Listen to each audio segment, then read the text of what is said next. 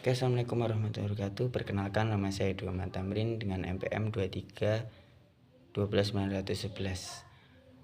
Saya di sini tidak sendiri, saya ditemani dengan teman saya yaitu Adefta Prasenja.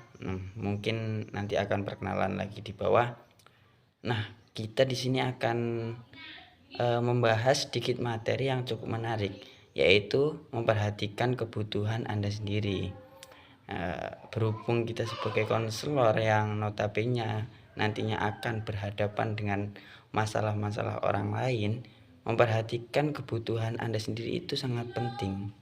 Nah, sebelum kita membantu klien ataupun mendengarkan klien, nah terlebih dahulu kita harus memperhatikan kebutuhan kita dalam hidup, karena konselor juga kan manusia yang memiliki emosional, kemudian capek, terus kemudian kebutuhan-kebutuhan yang lain.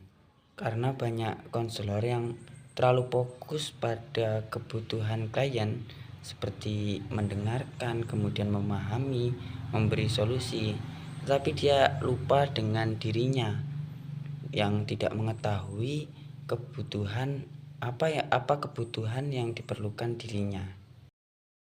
Memang kita sebagai konselor harus siap dalam menghadapi klien. Namun alangkah baiknya kita memperhatikan diri kita sendiri terlebih dahulu, karena memperhatikan diri kita terlebih dahulu itu juga sangat penting.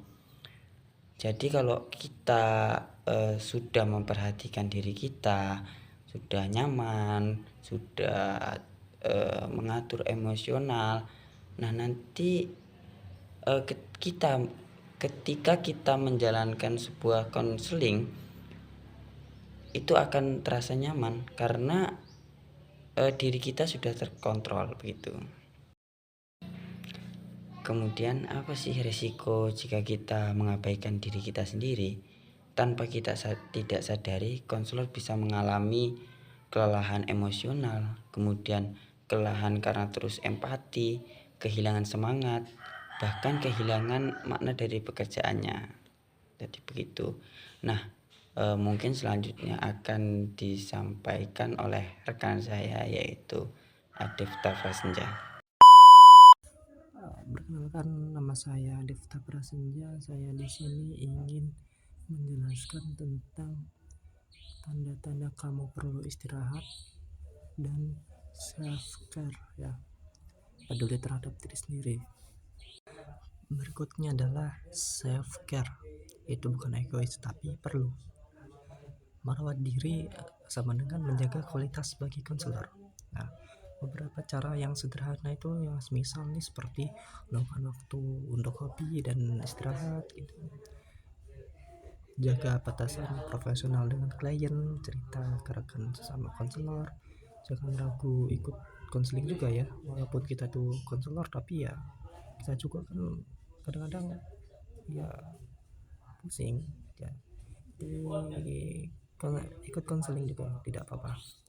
Tanda-tanda kamu perlu istirahat. Pertama itu merasa lelah terus-menerus meski sudah tidur. Nah, seringkali kita tuh merasa lelah walaupun kita sudah tidur dengan cukup ya. Lalu berikutnya tidak antusias menghadapi sesi. Nah, ketika kita mulai lelah tuh kita biasanya tidak antusias menghadapi sesi dengan klien ya.